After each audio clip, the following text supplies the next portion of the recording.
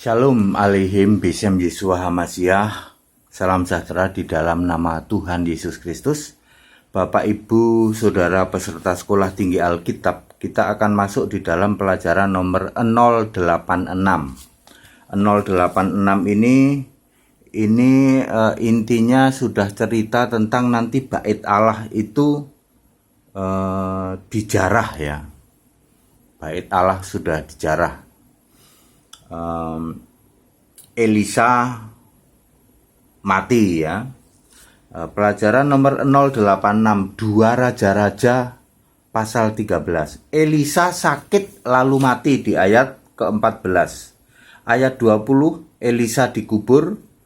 Ayat 21 ini ada kejadian gini kan, di daerah itu suka banyak gerombolan ya, gerombolan. Terus gerombolan ini mungkin ada yang mati gitu, lagi ngusung mayat.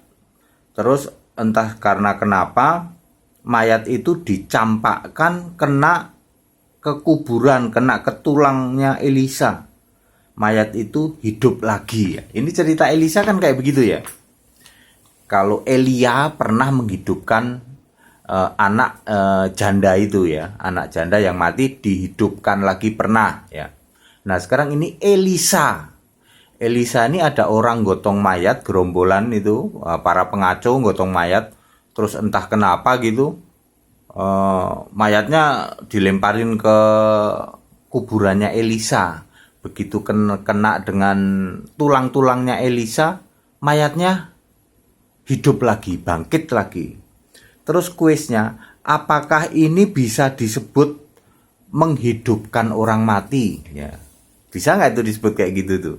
Cukup valid nggak untuk bisa dikatakan bahwa itu menghidupkan orang mati? Ya.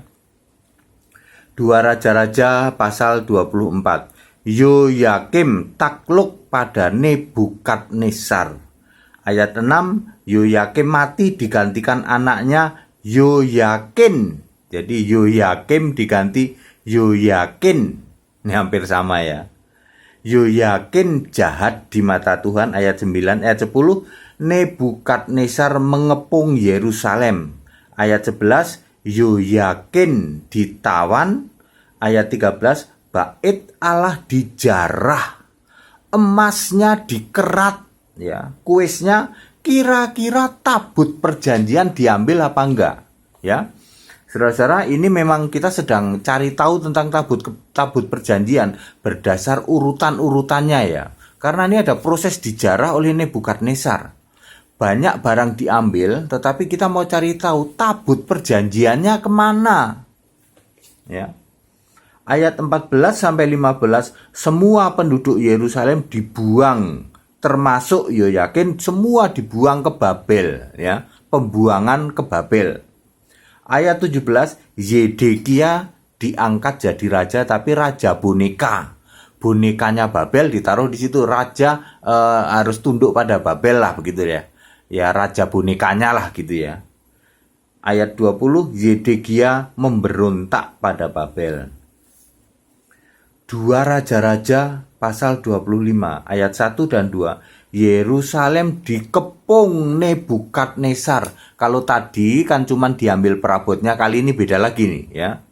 Ayat 8, pada tahun ke-19 Raja Nebukadnezar datanglah Nebuzaradan. Jadi Nebukadnezar terus ngutus namanya Nebuzaradan ya. Ia ayat 9, ia membakar rumah Tuhan, rumah raja dan semua rumah di Yerusalem. Kalau Nebukadnezar waktu itu kan ngutusnya cuman mengambil segala perabotan ya, terus orang-orangnya pada dibawa ke Babel. Nah, kali ini dia mengutus Nebuzaradan. Enggak cuman itu, tapi memusnahkan Yerusalem, membakar. Rumah Tuhan dibakar, rumah raja dibakar. Udah raja, rumah Raja Salomo kan megah sekali ya. Ya. Terus ayat 10. Tembok Yerusalem dirobohkan. Pasti kalau zaman dulu kan kota itu ada tembok mengelilingi kota kan. Temboknya pun dirobohkan ya. Terus di ayat 13 dan sampai 19, rumah Tuhan dijarah semua diambil barang-barangnya. Tetapi kuisnya tetap sama. Bagaimana dengan tabut perjanjian? Coba link kedua Tawarikh 36 ayat 18 sampai 19. Saudara-saudara, ini para peserta sekolah tinggi Alkitab, pelajaran ini karena ini ada satu momen krusial yang namanya rumah Tuhan dijarah lalu dibakar. Kenapa kita concern kepada tabut perjanjian, ya? Ya karena ya kalau rumah kan fisik doang itu ya, itu hal fisik ya. Peralatan-peralatan itu fisik, tetapi tabut perjanjian ini kan lambang kehadiran Yesus ada di sana. Saya menyebutnya Yesus saja lah. Tuhan huruf besar semua kan Yesus. Ya ini lambang kehadiran Allah, lambang kehadiran Yesus di situ. Kemana tabutnya, saudara? Ya. Pada waktu Raja Salomo mentabiskan bait Allah masih ada itu.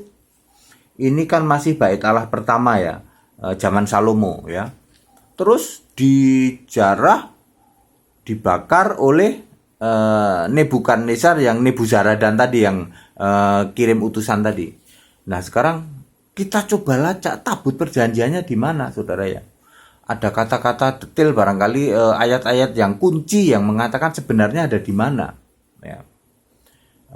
Tabut perjanjian itu.